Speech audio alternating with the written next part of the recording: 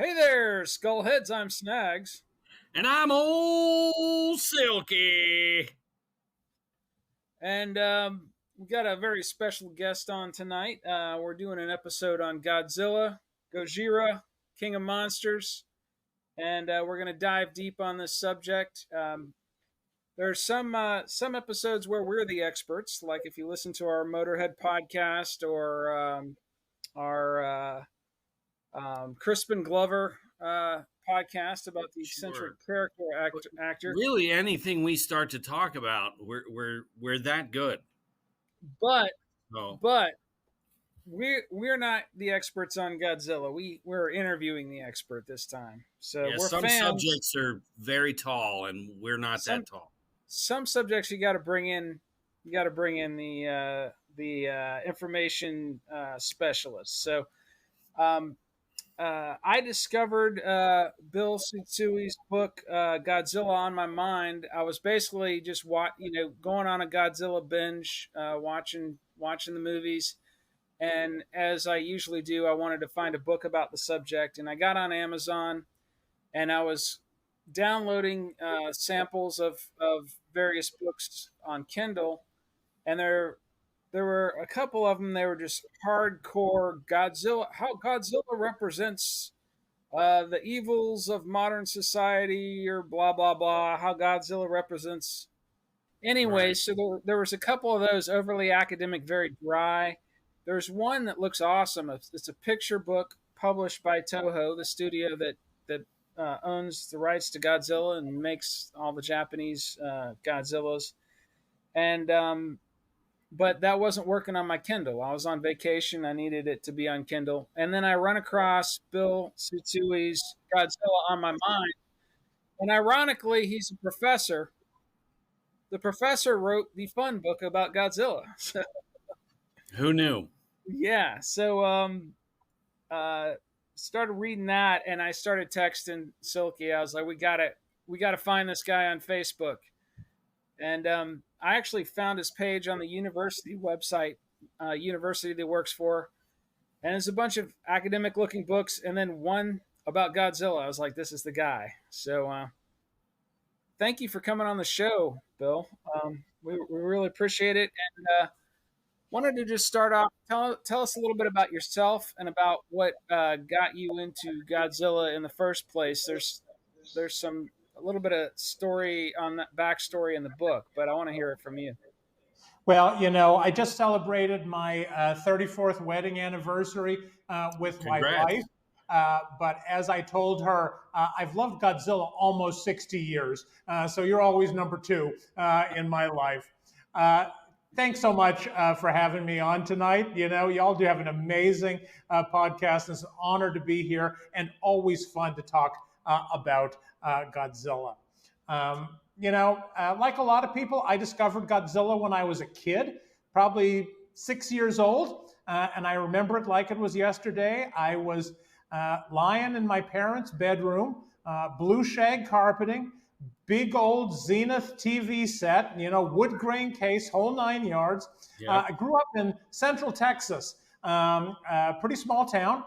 And I was watching Channel 39 from Houston. It was Saturday afternoon, and it was the Creature double feature. And I saw Godzilla for the first time. And there was the monster. It was one of those wonderful Showa era 1960s Technicolor movies. And he was walking through Tokyo. He was knocking down buildings. He made a chemical plant explode. And I fell in love. I wanted to be Godzilla. Yeah. That's every child's dream. Was that the 50s one, or you saw it? No, I started, with one of the cheesy, funny Godzilla movies, Mm-hmm. And it took me a while before I got to understand the whole mm-hmm. series. But to me, if you're a little kid, what do you want to be? You want to be big. You want to be strong. You want to win all the fights. Yep. Godzilla became my hero. And breaking things is fun. No kidding. Absolutely. Yeah. I remember as a very young age how you're just inundated with television, And I remember wondering, why is Perry Mason in this Godzilla movie? So that was one of my early experiences with Godzilla. There's One a of the lot of things. there's a lot of people who still wonder that. Yeah, And it is a good question because, as you know, Perry wasn't just in one Godzilla movie; he ended up being in yeah, two of them over the two, years. So. yeah, Yeah, yeah. so they and the second one you're talking about is the Godzilla 19 that was made in 1984, right? The American version. They did the same thing. They brought him back and spliced him into the American Yeah, version. yeah. Two of the best Crazy. movies of Godzilla movies made in Japan ended up getting chopped and changed to come to the American market. Yeah, And in both of those cases, in comes Raymond Burr. that's Well, hilarious. and you need Perry to save the day. When you think of the like you say, the chopped and re-edited, the hundreds of Bruce Lee appearances and things, Oh, it's very kind of thing. similar. Yeah. Hollywood couldn't help itself, especially when it came to Asian movies. Yeah. That they thought they could make them better for American audiences. Mhm. Yeah, And yeah, yeah. in some ways, on a lot of Godzilla movies, that's almost an impossible job, right? These are Mhm. pretty silly, cheesy films, and yet, they've really stood the test of time. They are classics today, and they are incredibly fun to watch. Well, I was going to tell you, we mentioned earlier, my son, HBO has a Godzilla collection, and he just starts watching these, and there's some that are just all subtitles and in Japanese, and he's not skipping a beat. He's just watching it, and I'm watching him, and I'm like, you need me to read that to you? He goes, no, I can follow it. And I just thought it was hilarious. He has no clue what they're talking about. And he's just watching it is timeless. We've all been that little kid watching Godzilla. So Yeah, there are plenty of Godzilla movies where you're better off not paying too much attention to the dialogue and just waiting for the monsters to fight. yeah, One of my that's true. favorite things is challenge anyone. Put two kids in a room, let them watch a Godzilla movie, and what's happening in 10 minutes? They're on the floor wrestling each other. There is Mhm. something wonderful about watching Godzilla fight other monsters. You just have this kind of visceral human reaction that you want Mhm. to join in and participate as well. It's Yeah. magical. And the Godzilla phenomena has influenced so many things. The Rock Johnson had a movie called Rampage that you can't have Rampage without Godzilla. And they did a great job with Rampage. But Well, it it certainly, spawned an I can't entire new imagine. genre. The whole kaiju genre of monsters. You had it's a different studio that did Gamera, right? Exactly. Gamera's from Daiei Studios, another big Yeah. Japanese studios. There have been giant monster movies made that are knockoffs of Godzilla, every place Mhm. from Denmark to North Korea. Most of them are pretty dreadful, but there's some wonderful ones out there. Korean giant monster movies are well worth a watch. Mhm. And, as you say, it has inspired Hollywood in countless ways. If the Rock's movies wouldn't have existed, I don't think The Simpsons would have existed either without Godzilla to make fun of every time they mention Japan. Yeah, true. Well, So, do you so want to kind of start with your book, or where do you want to start? let's You know, start with any, Go ahead. let's start with um you basically so you discover Godzilla um on that Zenith TV. Tell the Halloween story for the people who haven't read the book yet, and then kind of lead into how that first movie, what inspired the first movie, because the story behind it is pretty interesting. It is fun. There's a lot of knocking buildings down. But that first movie has a real melancholy, somber undertone. The Gojira, the original Yep. Japanese version without Perry Mason, and there's reasons for that. So, Yep. go ahead. So Halloween 1972, this was a few years after I discovered Godzilla. I decided I wanted to be Godzilla, and I needed a costume. Well, at that time, there were no Godzilla costumes available down at Woolworths. So I started in on my mother and grandmother. You're going to make me a Godzilla costume. And between them, they could manage to make me a vampire cape and, easy things like that. Giving me dorsal fins and a tail were a bit of a challenge. But they set to work on it, got all this green polyester fabric. I remember that for my hands, my grandmother had an old pair of church gloves that were white that she dyed green. To make the sort of snout of Godzilla, they bought a tin cup, a teacup, which they suspended off a loop of thread and then put the fabric over that so my nose stuck out.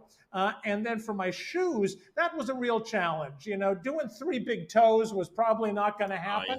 But I had an old pair of hush puppies, and I'm ashamed to say that I did grow up wearing hush puppies, that they got some leather dye and made green as well. And looking back at the pictures now, I don't know what I looked like. I don't really think I looked that much like Godzilla, but I had a plastic model of a Japanese fighter plane in my hand. And at the time, I thought I looked fantastic. So my parents took me off to the Halloween haunted house at Davy Crockett Elementary School in Bryan, Texas. And I thought my friends were going to go ape over my costume. Nobody recognized who I was. I had to tell them I was Godzilla. And they said, oh, yeah, okay, I get it. And then to add insult to my injury, when I went into the haunted house, someone stepped on my tail and ripped it off. Revealing third grader's worst nightmare. You're at school and your underwear is showing. And believe me, I know who stepped on my tail. I'm not going to name him here, but if he's listening, just know there's going to be karmic justice one day for that. Someday he'll get his. That's it. That's great. As a little kid, your imagination, similar kind of thing. I wanted to go as Ace Frehley in the mid '70s for Halloween, and they burned a cork and painted my face and I had a cape and some tin foil across the chest like a bandolier. And, it probably looked as far from Ace Frehley as you could get. But in that child's mind, it's spot on. Like nothing can, that's the beauty of being a child, I think. Yeah, and I wouldn't trade that memory, No. It is forever part of my long and complex relationship with Godzilla. That's Speaking fantastic. Of Godzilla influences, I don't know if the Gene Simmons character in Kiss would be exactly as it was without Godzilla. With the blow in the fire, the kind of... Well, I know it's the... it came from outer space, I think. That one, there's a lizard. It's a Ray Harryhausen. And Gene Simmons is quoted as saying he really imitated the movements of that creature. I had no idea. That is revealing, He was a big B movie fan for sure. I'm sure he was Godzilla fan. So I think it's that it came from outer space. That creature, and you see it move its legs in a way, like when Gene comes out on stage and he's doing all, it's very similar to that creature. We're both big Kiss fans, so it's easy for us to just start talking about. But it's more of a closet thing for me. And then, except you've done 3-hour podcasts on them. So Yeah, we did a very informative Kiss Kiss podcast. episode. So Yeah. let's talk about that first Godzilla movie, or more appropriately, let's listen to Bill talk about it, how it came about, and Gojira.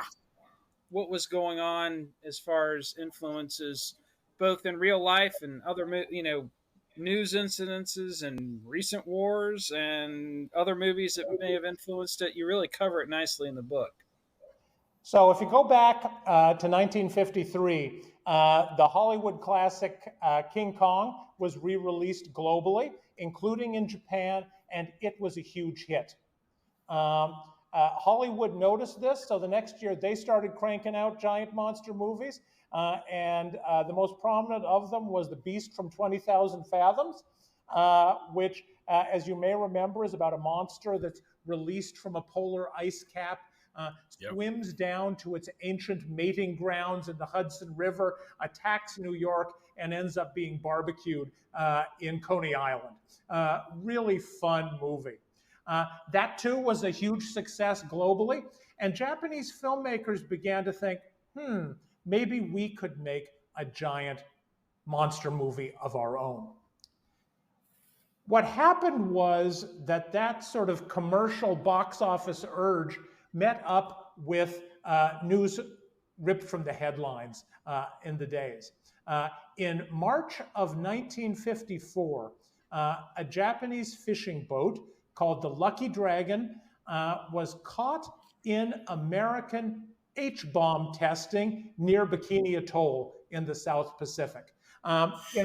H-bomb tests were very secretive things in those days. The ship had just drifted into the test range. And what happened was, that was the Castle Bravo test, which was the largest nuclear weapons test to date, ended up being much more powerful than the US scientists ever imagined. The crew of the ship reported seeing a blinding light rising before dawn. And then afterwards, it appeared to snow to them. And that was the fallout from the explosion falling on the ship. The sailors later would all suffer from radiation poisoning. I was going to ask. The tuna on board the ship was poisoned and ultimately got onto the market in Japan, even though it was radioactive. And needless to say, this became huge news. Remember, Japan is less than a decade from the atomic bombings of Hiroshima and Nagasaki in 1945, the only time atomic weapons have been used in warfare. And so they were very sensitive. And the Lucky Dragon incident, as it was known, was called the latest atomic bombing of Japan by the United States. Yeah. And so this really inspired one producer at Toho Studios in Tokyo. And the story goes that he had just been down in Indonesia filming a blockbuster movie. And he was flying back to Japan over the South Pacific. And he was thinking about the success of King Kong and the Beast from 20,000 Fathoms. And he was thinking about the Lucky Dragon incident and the sort of nuclear tensions gripping Japan at the time. And he had this great light bulb moment. What if a giant irradiated monster rose out of the ocean and attacked Japan? So he went back to the studio, he pitched the idea, people loved it, and they green-lighted the project. That's fantastic. And you know what a lot of people still don't realize is that original movie that came out in 1954 called Godzilla, that was meant for adults, okay? That was not for kids. And it was a serious film with a very strong political message.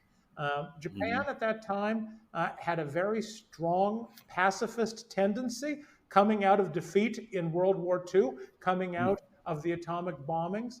And the people that worked on making that original Godzilla film wanted to make a statement for Japan and the world that we had to stop nuclear testing, that we had to control atomic weapons. Otherwise, it was conceivable that life and the earth could come to an end. Well, H.P. Lovecraft, I'm going to paraphrase, but it is very cryptic. He talks about scientists in the pursuit of uncovering mysteries and new discoveries, may unlock something that they can't close. You know, they may open a door that they can't close and lead to our inevitable demise. As a very similar thought there. And that's the beauty of science fiction, right? It allows us to imagine some of our worst fears in a very immediate kind of way, especially through cinema. And yet it also then allows us to conquer them. Yeah, now Susan Sontag has written about this really beautifully in some of her. She was one of the first critics anywhere in the world to comment on giant monster films. And it's a bit freaky to read Susan Sontag writing about Mothra, but she does. And she says, you know, these movies are powerful because on the one hand, they distract us from the horror of a world filled with nuclear weapons and the threat of annihilation. But at the same time, they sort of get us used to the idea. So they normalize this sense that we're living with a mushroom cloud right over our shoulders. So they're powerful and yet sort of dangerous too. Somewhere there was a YouTube video, kind of like 15-minute video on the history of Godzilla. And I don't know if you've heard this before, and I don't know if it's true, but in that video they said during the production of the original film, when they were designing the monster, someone suggested his head should be in the shape of a mushroom cloud. So they were going to be very literal about it for a second there. Yeah, that wouldn't be too subtle, would it? Yeah. No. So the Godzilla films are broken down into eras that are kind of named after whoever the current emperor of Japan is, correct? That's right. Yeah. So the Showa era Godzilla films go from 1954 to 1975, and as you mentioned in your book, and as Silky has kind of alluded to with his son really getting into them, you know, if you watch the first Gojira, it's a very somber, very serious movie. There's a real undertone of sadness and reflection. And but by the end of the Showa era, it gets really kind of goofy. You know, monsters wrestling each other on, you know, model cars and stuff. Yeah. So, can you talk about that whole progression of how the Showa era films kind of progressed from 54 to 75, and which ones you recommend people check out? So, you know, if you go back to Japan in the 1950s when the original Godzilla film was made, that was less than a decade after the end of World War II. Japan was still a very poor place. It had essentially been bombed back to the Stone Age by the Americans during the war. It was still struggling to recover. And Japan was also a very vulnerable place. You know, the Cold War was raging. The Russians and Americans were each shaking nuclear weapons at each other, and Japan felt very much caught in the middle. And so it is that kind of atmosphere that really pervades the 1954 movie. There's a lot of fear, there's darkness. The film really channels Japan's painful memories of World War II, and it captures the sense in which the Japanese really feel like victims in a world they can't control. You know, very much made for adults, very political. Well, the fact of the matter is, by the 1960s, which is when the franchise really gained steam and the movies are produced annually or sometimes more than one a year, by the 1960s, Japan has changed considerably. In the late 1950s, the Japanese economy begins to pick up, and soon it's booming.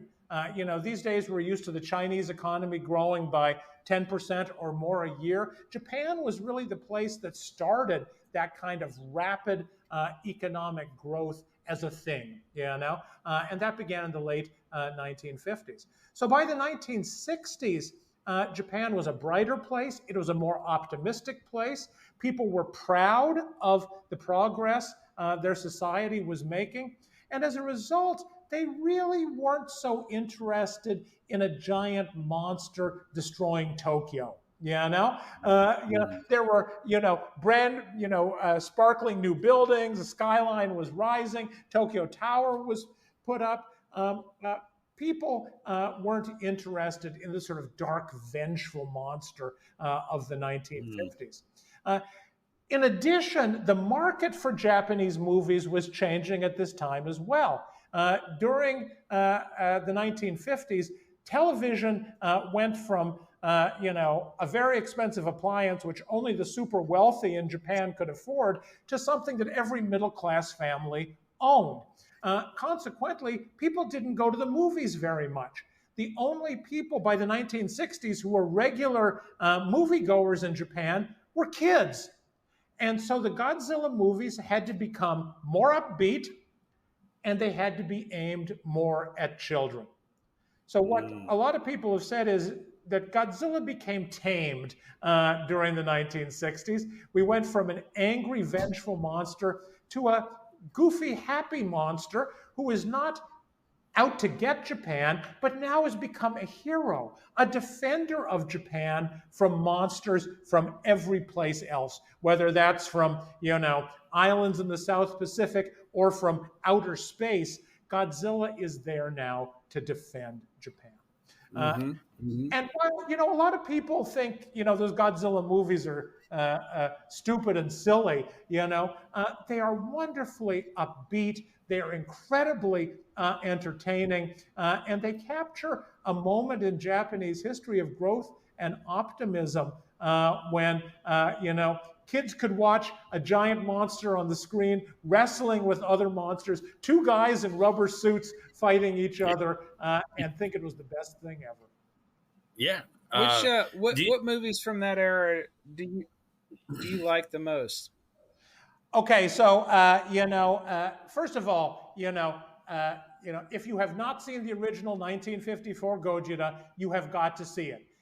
It will blow all your preconceptions about Godzilla movies out of the water. That is really a classic of world cinema.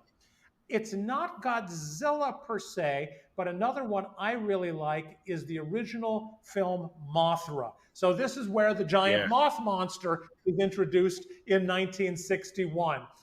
And it is a crazy movie, seriously, everything is in that movie but the kitchen sink.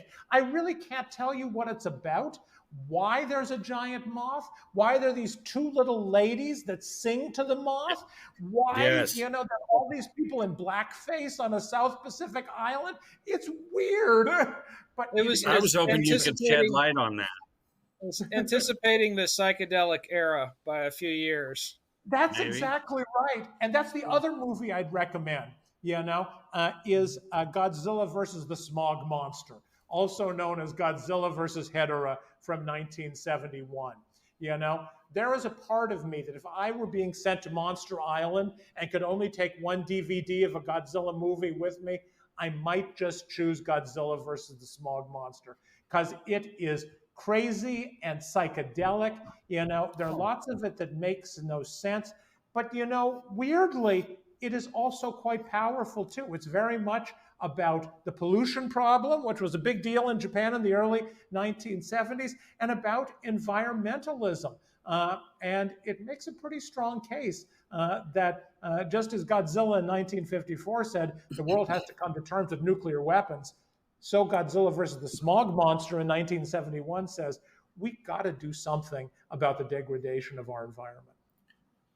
So, how close is Hiroshima and Nagasaki? Are they As the Right. crow flies, they're not too far. By American standards, it is not a big deal. But Japan being so mountainous and so difficult to travel Yeah. between, they seem like they're in different worlds. Oh, I was gonna say it had to have just crippled the whole country. When that Japan happened. Japan's a small place, right? Yeah. Yeah. Physically, it is a small place. And Like, In addition to Hiroshima and Nagasaki with the atomic attacks, 66 other major Japanese cities were essentially reduced to rubble in air raids in 1944 and conventional 1945. bombing. Yeah. Yeah, so the war was a traumatic experience for the Japanese people. And if you Hmm. want to get a sense of that, there's almost no better way to do it than watching the original 1954 movie. So from this original era, then the original Godzilla, Mothra, and then Godzilla versus Hedorah, aka Godzilla versus the Smog Monster. Destroy All Monsters seems to have a little bit of a cult following too. What are your thoughts on that one? Wonderful movie. I mean, one of the things I Everything. do is, when I'm feeling a little bit down, I can just about pull up any of the Godzilla movies from the 60s and early 70s, pop it up on the TV screen, and, I'm feeling good about the world within 45 minutes. They are just fun, crazy, remarkably clean, affirming movies. One of the things I love about Godzilla, sure, there's violence, there are monsters wrestling with each other, but it's very stylized violence. There's not blood flowing everywhere. No monsters were hurt in the making of any of Well, these that's good to movies. know. And, there's not sex, there's not swearing. It's a great way to escape from Yeah, it's just the a world of the family movie. Yeah, Yeah. yeah. And And you can so, watch and it with your kids. the great thing about this era too is where you have these iconic monsters that are introduced that have lasted. Movies are still being made about all of them. So you've got King Ghidorah slash Monster X. You've got Rodan. You've got Mothra, and then Godzilla. That quartet, they're battling each other forever up until these recent Legendary Pictures releases. It's kind of cool to see all the iterations of them when you kind of drop in and watch some of these Godzilla movies from the different eras. So after the Showa era, basically that ends in 1975. Toho takes a break from making Godzilla movies for a while, For and like 10 years. Yeah. yeah. So this activist group called the Godzilla Resurrection Committee rises up and starts demanding. I want to hear more about them. What do you know about the God? First of all, I want to name a band the Godzilla Resurrection. That's Yeah. awesome. But I want to know about the group. Like, what do you know about that movement that happened there? So it is a fan group, and it's amazing, right? This is before the age of social media. This is an unelectronic age. So these guys, and they're guys, there are about 10,000 members in the group apparently at its max. But they're essentially communicating by meeting at showings of the Godzilla movies and through a mimeographed newsletter called Godzilla Resurrection Committee that really celebrated the Godzilla films and advocated Toho to bring them back. This actually had an impact. The producers of the Godzilla movies and the top brass at Toho were aware that there was this group advocating that the monster should return. And they did have a role in bringing the monster back. I think it's hopeful for us all. There have been a couple times in his history that Godzilla's gotten a pink slip, and everyone's wondered whether he'll come back. In both cases, the fans had a role in saying, we want the monster again. Well, So and you're talking about the 1985 Godzilla that came out. yeah, Yeah. and I want to specifically hear about that one because I've been watching a lot of them lately, and that one is I can't find it streaming anywhere. The I found on, and there's two versions. There's the Raymond Burr edit, which I don't want. I'm not as interested in, but fans, from what I hear, rave about that 1984 Godzilla, and I think last I checked on eBay, I could get it for like $40. Somebody in Hong Kong is selling Yep. a DVD of it. The original Wow. 1984 Godzilla, I think in Japan it was called Gojira. I know Well, you probably have it on Blu-ray or something, but tell us about that film, because there's a lot of positive word of mouth about it, and I can't find it anywhere, so I want to hear about it. So it was the original producer from the first Godzilla film, Tanaka Tomoyuki, who made 1954 Gojira as well. And like many people associated with the Godzilla series, he had a lot of regrets that Godzilla had gone sort of goofy and cheesy over the years because he'd been involved with the 1954 original. He knew how powerful that movie was. And when the studio decided to bring back Godzilla in 1984, he wanted to try and make a film that was true to the original. And one way to do that was he simply ignored all the other movies that came between Gojira 1954 and Gojira 1984. And so ignored the kiddie Godzilla, ignored the heroic Godzilla, and consequently, this was quite a dark movie. And like the original, it drew on anxieties about nuclear weaponry and nuclear power. This wasn't too long after the 3 Mile Island nuclear accident. It was also at a time of considerable tensions between the Soviet Union and the United States in nuclear brinksmanship. And so Gojira 1984, while really not as powerful as the original film, is nonetheless a pretty substantive movie that delves into the challenges of being a small non-nuclear nation, that is to say Japan, caught between two huge superpowers. Mm-hmm. I will. Yeah, I will. I'll look forward to seeing that one when I get that DVD. it becomes political without trying. It can't help it. That's exactly right. And what's amazing, of course, is both in 1954 and 1984, American distributors, when they look at these highly political, extremely powerful films, feel they need to dumb them down for American audiences, right? They're like, where's Raymond Burr? That's it. Well, if you've got a movie, and in both cases they realize, this is actually a pretty good movie. So we don't want to just completely junk it up, but we have to make it more accessible for American audiences. So they introduce, frankly, a C-list star, about the cheapest talent they could get to be a headliner, Raymond Burr. In both cases, Raymond Burr spends less than 24 hours filming his scenes that are spliced into the original Japanese film. And in both cases, some of the most interesting, most politically charged parts of the original are cut out before American audiences can see them. Well, I'm gonna find the original. It sounds that people just rave about that one. So this era, how do you pronounce it? Is it the Heisei era? Heisei era, yeah. Heisei era.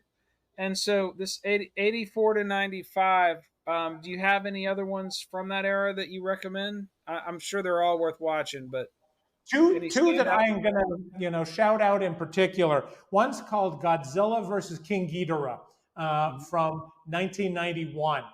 And what makes this movie special in my mind is it again rewrites the Godzilla story. And in this rewriting, Godzilla is a dinosaur. If we go back, 1945, Godzilla is a dinosaur living on a deserted South Pacific island. The Japanese Marines come and occupy this island. They don't know the monster is there. But when American forces arrive in the closing days of the war and try to destroy the Japanese garrison, what happens? Godzilla comes out of the jungle and attacks the American forces and drives them off. So you are presented with this marvelous story where Godzilla actually fights for Japan in World War II. How crazy is that? There was a bit of, I remember in the early 90s, the economic rivalry was at a bit of a fever pitch. It So was. And it so had to it be was really, informing that kind of like, you know, that kind of that writing, I'm sure. it was talking to that. So the Yeah, other movie from that period I would say that is worth picking up is Godzilla versus Destroyer from 1995. That one really goes back to the original 1954 movie to reimagine what could have happened as a result after that film was made. So in the original 1954 film, it ends, spoiler alert on this one, when a Japanese mad scientist, complete with eye patch and scars, invents a super weapon called the oxygen destroyer in his basement. And at the climax of Gojira, two men descend into Tokyo Bay where the monster naps by day, and they set off the oxygen destroyer, which kills Godzilla dramatically. Well, Godzilla versus Destroyer takes this as a premise and says, as it turned out, the oxygen destroyer was not a neutral weapon. It actually had lasting impacts on the sludge at the base of Tokyo Bay. And it creates a monster out of that sludge, which decades later rises out of the water and attacks Tokyo. So the whole premise of the movie is that the super weapon Japan invented to stop the original monster ends up coming back as a monster itself, and Godzilla has to drive it off. It is very, very cool. huh, cool. I'm making notes on these, the ones to check out. And I'm going to share with you one personal memory on that. I was over in Japan visiting relatives once. This was after the book was released. And I got a phone call from a friend of mine in Tokyo. And she said, Bill, did you realize that there is a exhibition of the props from Godzilla movies at a museum out in the suburbs? And I said, tell me where it is. And it was late on Saturday afternoon, and this was the last day the exhibition was open, so I had to get on the train, go there as fast as I could. I made it to the museum with an hour left, and one of the things on display was the original oxygen destroyer prop. Oh wow! Honestly, it was one of the best days in my life to see That's that, great. and I had to do everything within my power to avoid putting my fist through the case, grabbing it, and running because I was hoping you would just lift it up into our little video chat frame here and saying, "Here it is." Yeah, and I have it right here. if only. So before we go into the next phase, which begins with Godzilla 2000 Millennium, there's a nightmare that happened called Godzilla, the 1998 American movie. Oh, terrible. I don't think I don't think any of us on this show really like it that much. And Yeah, that had Matthew Broderick. Yeah, Ferris Bueller, yeah. yeah, it was horrible. He could be a fun actor, but what they did with Godzilla is it seemed like just a complete there was no respect for the history of the character. It was just a bunch of, it's like you remember when New Coke came out? You had classic Coca-Cola. Everybody, and there some marketing guys were like, we need a new Coke, you know? And it had about the same impact as New Coke. Just basically, we want the old Godzilla. When that specific movie came out, there were people who said this may have killed the Godzilla franchise. You know, where something's so bad it does so poorly, they decide, yeah, maybe it's passe. Yep, yep. So tell us about that, Bill. I'm going to give the 1998 TriStar Godzilla its due. If that movie were not named Godzilla and they weren't pretending this was the Japanese monster, I think it was just a fine dinosaur action picture. You know, special effects are pretty good. You know, storyline is adequate. You know, no comment on some of the acting. I mean, I think most of the actors can't decide whether this is a comedy or a serious movie. But you know, if you just watch it as a special effects picture, it's okay. The problem is it's really not Godzilla. You know, a lot of fans call the monster Gino Godzilla in name only. Because really has none of the characteristics, none of the personality of the Japanese monster. And I think one of the things, you know, there were a lot of conflicts between the people at TriStar and Toho as this movie was being made. Toho required certain things about Godzilla. So Godzilla had to have nuclear origins. And as you may remember in the 1998 movie, Godzilla's nuclear origins were ascribed to French nuclear testing in Polynesia, because really Hollywood couldn't blame America for creating the monster. Blame the French. Blame the French, always easy. Right. And then the other thing is, Toho insisted that Godzilla have the nuclear ray, you know? And Hollywood really didn't want to do that. They didn't consider that realistic. So you may remember that in the TriStar movie, Godzilla sort of belches gas that ignites as it comes out of his mouth.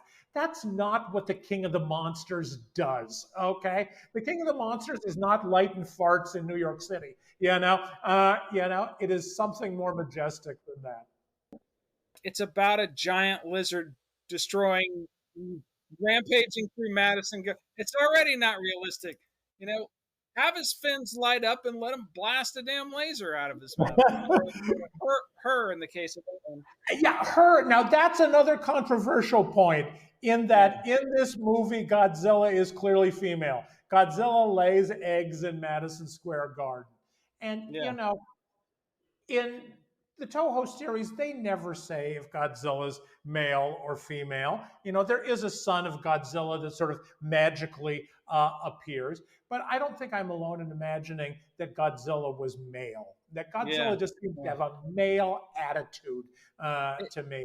And so, you know, making Godzilla female in the American version, I think, was another one of the mistakes. It all just reeks to me of marketing guys having too much time on their hands. Like, you know, this marketing department having too much influence on the screenwriting, maybe. But luckily, right after that, we had Godzilla 2000. Toho goes into another era. Which is 99 to 04. And one I saw Godzilla 2000, and I saw another one that you recommended, which was Godzilla, Mothra, and King Ghidorah, Giant Monsters All Out Attack, which I definitely want to talk about. I liked that one of those two from that era that I saw the most. Although Godzilla 2000 is interesting. You have this alien that's been hibernating in a rock at the bottom of the sea, and rises up and turns into an alien monster, and it's definitely an intense movie. But what are your thoughts on Godzilla 2000? And then I do want to talk about that other one. I think Godzilla 2000 was a good movie, you know, and I think it was good enough that it rebooted the success of the franchise. If that had fallen flat, you know, it might have gone off screen at that point. But it was a solid movie. Great protagonist, a great antagonist for Godzilla. Orga, this sort of giant hulking creature that Godzilla fights. But it really was Godzilla, Mothra, and King Ghidorah, Giant Monsters All Out Attack. One of the worst titles for a Godzilla movie ever, I would say. But really a sort of modern classic that defined the Millennium era. You know, it was made by a tremendous director named Kaneko Shusuke, who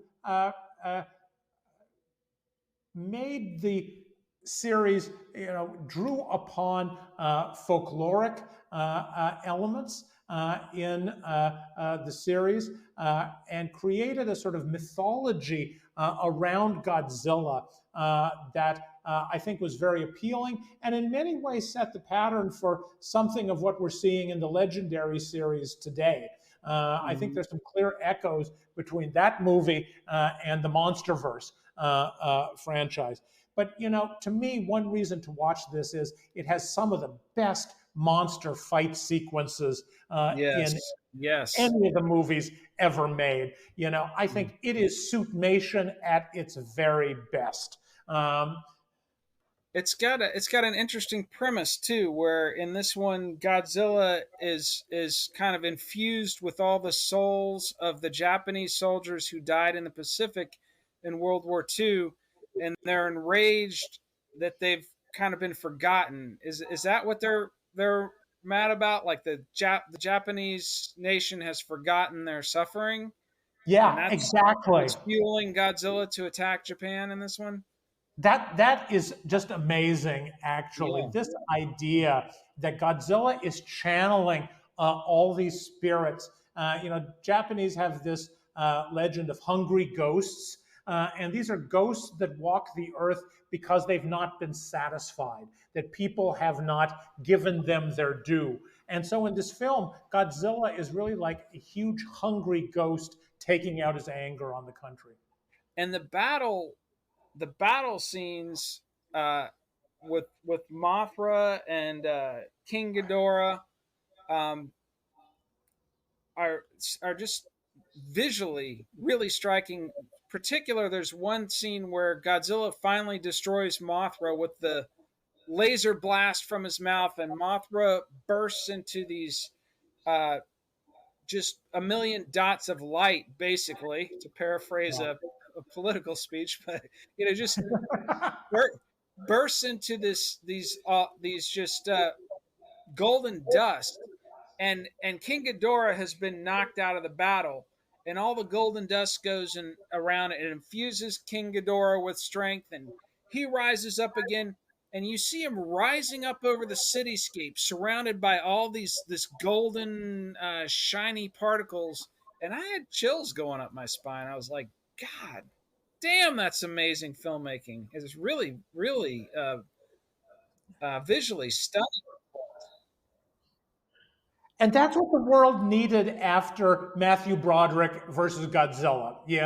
We needed to be elevated by these films again. And I think, GMK did that. Yeah, that was a really good one. And so, what else? What other ones from that era do you recommend? Well, I'll tell you the one I don't recommend, and that is the 50th anniversary film that came out in 2004, Godzilla Final Wars. This was really an opportunity for Toho to showcase the best of kaiju filmmaking, but instead it sort of becomes a love boat of monsters. It's like every monster from the series has to appear, and yet there isn't a strong sort of narrative basis or a really inspiring storyline drawing it all together. The headline for that movie when it was released was Godzilla dies, And yet, I think we all know what it means when Godzilla dies. Godzilla dies and gets reborn like 3 minutes later by some magic on screen. So it really just was, sort of a lackluster movie and bad marketing too. Right. So anything else about that era before we go into the modern? How is this one pronounced? The Reiwa? Reiwa. Yes, it's a tough word to say. Yeah. So anything else though about the previous era before we start No, talking they're about? they're all pretty good movies in general, except for the last one during that time, especially Mechagodzilla. I think has a real resurgence during this time. So if you like giant robotic monsters, the Millennium films are good for you. A couple Mecha Godzilla. Yeah, the Mecha. We'll get to it, but the Mecha Godzilla showing up at the end of Godzilla King of the Monsters in the Legendary Pictures Monsterverse was that final battle. No, that was King Kong versus Godzilla. Mecha Godzilla shows up at the end and three of them battling. That was awesome, but we'll get to that. So we're moving into this current era. I do want to talk about the Legendary Pictures stuff. I know there's been some Japanese films recently too. So I haven't seen any of those. So, but I do want to hear about them if there's any of note. But I want to start. We'll get to the Legendary Picture stuff and the more recent Japanese films. I want to start with Shin Godzilla because Shin Godzilla is almost a totally separate genre, in my opinion, from a lot of this other stuff. It was made by a kind of independent-minded. Is he young? The filmmaker, a young guy, anime director. I mean, he cut his teeth in anime rather than in live-action films. Yeah, and it's an obvious satire on the slowness, kind of slow-moving mechanisms of bureaucracy. Because this amazing nightmare Godzilla that he has in this film is just terrorizing the city, and there's one meeting of bureaucrats after another to try to figure out what to do about it. It's definitely an art film in a way. I want to hear your thoughts on Shin Godzilla. It's a totally different animal. I think it's truly a great movie, and especially if you know anything about Japan in the 21st century, you will know this is a very sharp-edged film with a lot of political satire in it. Mm-hmm. So, of course, it was made not long after the earthquake, tsunami, and nuclear meltdown in Japan, where, as you may remember, the government was widely criticized for not sharing information, not responding quickly, and more than anything, just putting on blue jumpsuits and being on TV a lot. And we see that in Shin Godzilla, right? There's a huge monster walking through Tokyo, and what are the government's leaders doing? Well, they put on their blue jumpsuits, they're having endless committee meetings, and at one point the prime minister complains that the noodles that have been catered in for lunch are cold, and so it's just like, man, y'all are so out of touch with society, But the real highlight of that film is, when the 80-something-year-old prime minister who's done nothing gets in his helicopter to evacuate the prime minister's residence and rises into the air. Godzilla turns his head, lets loose with the atomic breath, and blasts the old order away. It's a wonderful fantasy. It's like an Independence Day when, the Capitol and the White House go blowing apart. Everybody in Japan was screaming, applauding at that moment. Yeah, and the monster in that one with his whole body is almost glowing red at times. I mean, it's just real nightmare monster design, and I'm pretty sure that one is CGI, right? It is. They use some, motion capture to give it somewhat human motion, but it really, no more suitmation left by this point, which is sort of a shame, honestly. And so before we get into the Legendary Pictures stuff, there have been some more recent, like 2018 Godzilla the Planet Eater, Godzilla City on the Edge of Battle. Oh no, these are animations. Okay, hold on. Toho made a trilogy of feature animation films. Godzilla Planet of the Monsters. Yeah. Let's talk about that before we get into the Legendary Picture stuff. I didn't think I was going to like those feature animation, full-length animation films, but actually I watched them. I sort of liked them. They're not like the original. And I'm not sure they really make as much use out of the animated medium as they could to expand upon Godzilla's story. But if you're a fan, they're worth sampling, and you might just find something there you want to watch. Okay, and then we get into the Legendary Picture stuff. The original, the original of for Legendary Pictures Godzilla, which is 2014, and then you've got Godzilla King of the Monsters and Godzilla versus Kong, not to mention the independent the Kong Skull Island they did. Um, Personally, I thought we were finally getting some American-made Godzilla films that respect the source material. Yep. What are your thoughts on those films? I was really worried. I remember, going in to see the first Legendary feature in 2014, and I went into a big movie palace in the suburbs of Dallas. It was packed. It was opening night, and I thought, please, Lord, don't let this be a flop. Don't let this be, Matthew Broderick all over again. And Right. at the end of that movie, everyone in that theater was on their feet screaming, including my wife, who hates Godzilla movies, but we were all cheering Godzilla on. And it was probably one of my great moments of being a Godzilla fan, because at the end of it, I felt, Hollywood did Godzilla justice. They, that's it. You're exactly right. So I'm going to tell you a little story. So in 2011, 2012, I got 2 emails in quick succession, and they were weird emails. And the first one was, "Dear Professor, you don't know who I am, but soon you will." And it's like, what is this?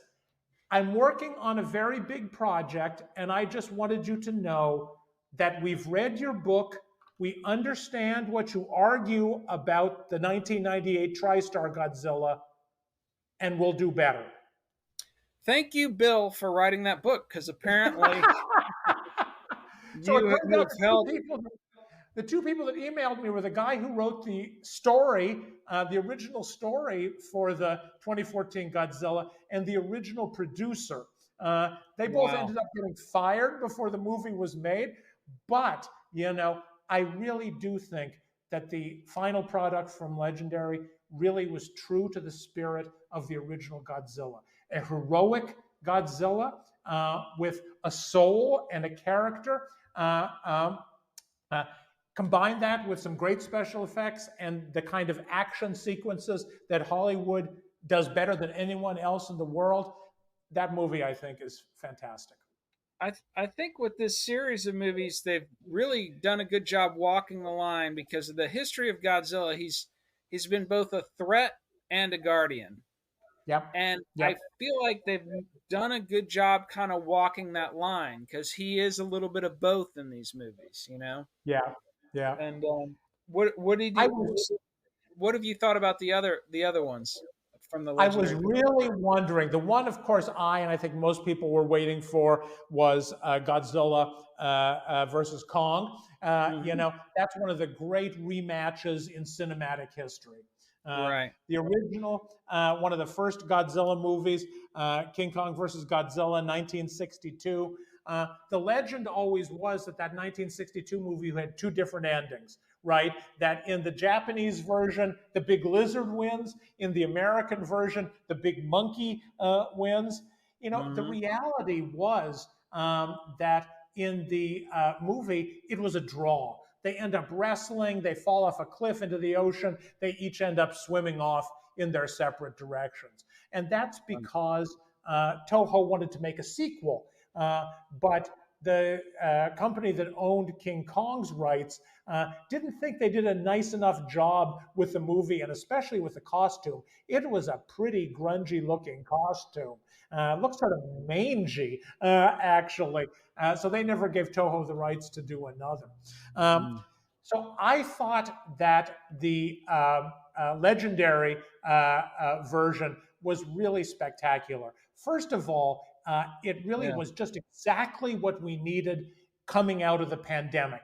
You don't want a sophisticated, thoughtful movie. You want to see a big monkey and a big lizard womping on each other. And it's even better if they do it while destroying Hong Kong. Yeah. That's pretty much perfect, right? Yeah, that whole sequence where they're fighting in Hong Kong.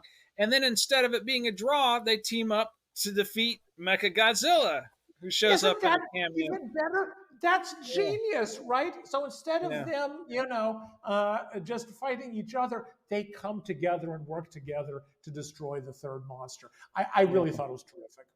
Yeah. What did you think of Godzilla King of Monsters, where you had King Ghidorah and Mothra? Yeah, I didn't love that movie so well. I thought that was the Silky weakest of didn't the like it that three. much either. You have company on this. What, Bill? Tell us why you didn't. Tell us why you didn't like it. I could not get over how stupid the story was, frankly, with eco terrorists and the suitcase that controls Godzilla, all that stuff. Well, it was just and as a parent, I'm watching this, and the premise is that a mother would essentially destroy the world, and she has a daughter. Like, why would you? It didn't make sense. Yeah. And, meanwhile, Boston is, going up in nuclear flames. And somehow the good guys managed to find one young girl in the midst of all the chaos. What are the chances of that? Come on. Yeah. It was a lot. It was a lot, I was just happy to see King Ghidorah and Mothra just manifested with modern special effects and everything in the battles. But yeah, I totally see the storyline issues there for sure. What's funny is if I had to see those monsters fighting, I would still go back to GMK and say that's the best. That one is really is amazing. Yeah. So what did you think of the 1978 cartoon with Godzilla? Do you ever watch any of that? The cartoons are fun. I haven't watched those in a long time. I'm not sure how much patience I have for them. Frankly, yeah. It was on one of these streaming things, and I watched a couple of them, and I was like, man, this is because when you were that age, I was like 7 in 78. I loved it. I loved it. But they were, chasing the baby Godzilla all over. He was always getting into trouble, and Godzooky gets on your nerves pretty fast. Well, sounds like Scooby Doo and Scrappy Doo. That's all it was. Yeah, same situation. So in your book, you do get into Godzilla in popular culture, and it is amazing how the concept has kind of just seeped into everything. Previous episode, we interviewed Alan Bouchard from Blue Oyster Cult, and of course, their song "Godzilla" is probably the most well-known popular culture tribute. But it is amazing how the character has just seeped into everything. You mentioned in the book, if somebody's advertising something, if their they think their browser is the best browser, they're going to call it Mozilla. Anything that's supposed to have power and strength gets Zilla attached to the end of it. So it is that's true. How it's just seeped into everything. It's just been genius, and yet you realize it's sort of dumb luck. The people that came up, the original name for the monster in Japanese is Gojira, which is a combination of the two Japanese words gorira and kujira, gorilla and whale, So that was then brought to the United States as Godzilla. And I would love to think that there was a high-powered team of, Mad Men-type marketing executives puffing on their Philip Morrises and saying, Godzilla is a great name. It's got God and it's got Zilla, which sort of sounds like a lizard. I think there was probably some guy in a, back lot in Hollywood who was tasked with, rendering this into English. And in those days, Gojira would have been brought into English language as Godzilla. And so that's just what it became. I always thought it might have been somebody who did not have a good English accent and possibly said Gojira. And, He and mentions these, that in his. You mentioned that in your book, that the Yeah, L and the R thing. Yeah. yeah, yeah, yeah, I yeah. just thought it And was Godzilla. I don't yeah, know. yeah. But It, it, I think if Godzilla hadn't existed, if Godzilla hadn't been invented, there would have had to be something else like that for our society to really capture this iconic, giant creature. Because I sense we need that as a culture to have this symbol that we can keep going back to, whether it's in New Yorker cartoons or Taco Bell ads. mm-hmm. Hmm. Yeah. Respect. I'm one of the things I do for fun is sail boats, and Uh-huh. you're taught to respect the ocean and always remember it's more powerful than you. Yeah. There's no controlling it. You have to sail according to it, and in a way, Godzilla represents the uncontrollable force of nature. It's a great, Hmm. great metaphor. Yeah. Yeah. Well, Very true. yeah. So, I, I appreciate you coming on the podcast. The book is Godzilla on My Mind. I've test read the Kindle samples of all the Godzilla books on Amazon and can personally vouch that this is the best one. Um, That's the only uh, one you need. One and yes. done. This is the only one I bought. It's the only one I paid money for after reading all the samples. So, um, we really do appreciate you coming on. Do you have any kind of Godzilla fan site or anything people can check out, or is the book the main thing? Yeah, the book is the main thing. And, I think, please take a look. But more important than anything else, go watch a Godzilla movie. If you haven't seen one in a while, it really doesn't matter which one you pick up.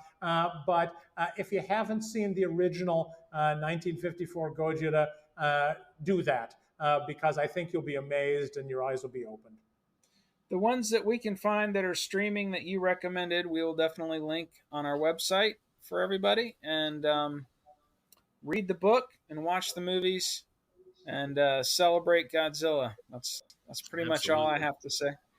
And Yes. check, um, all you guys don't remember to check out snagsandsilky.com. We'll have links from this podcast, Godzilla related links on there when the episode publishes. And check out the t-shirts. We've got 3 different designs. Yeah, check out our merch. And we'll see you cats later in the next episode. Bill, stick around for post show wrap up. And thanks, everybody. Awesome. We'll see you next time.